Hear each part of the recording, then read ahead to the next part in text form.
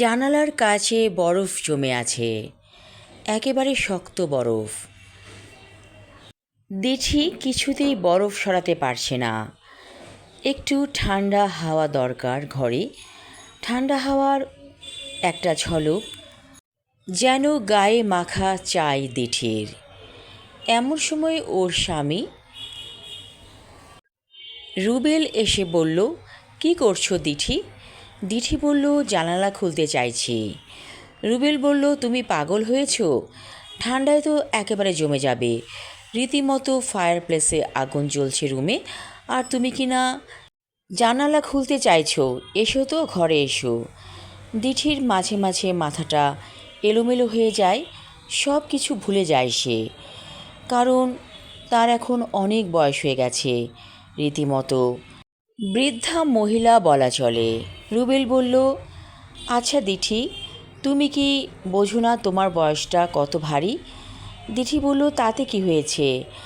আমার মন তো পুরো হয়নি। ইচ্ছে করে আমি হাওয়ায় ভাসি। একটু বিরক্ত হলো রুবেল।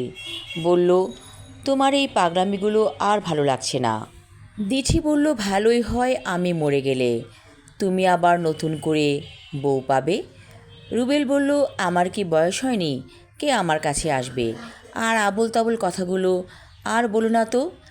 দিঠি বলল, আমাদের মেয়েটা বরফে চাপা পড়ে মারা গেল, ভাবা যায়? এই তো আমার মন খারাপ করে দিলে, বলল রুবেল। আমার মেয়েটার জীবনের পরিণতি এমন হয়েছে, হয়তো এভাবেই লেখা ছিল তার কর্মফল।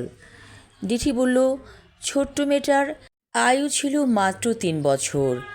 কি আর কর্ম করেছে সে? সেই কর্মফল পাবে আমাদের মেয়ে নাতাশা। রুবেল বলল, সেটা আমাদের ভুল।